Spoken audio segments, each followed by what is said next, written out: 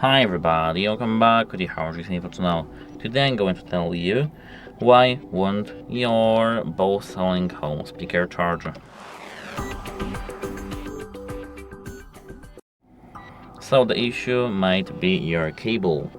Let me plug my cable, which is damaged to my speaker.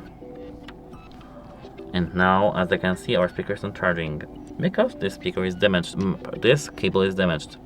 So try changing the cables, try changing the power bricks, and everything should be fine. But if it's not fine, check if your port is okay.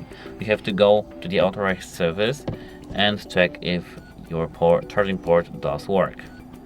If it does, you have to just check your cables again and check the power bricks again. Now, as you can see, I'm plugging the correct cable and we hear a tone and it's working. Apart from that, you have to do a factory reset to fix your issue. That's it, how it helps you, and goodbye!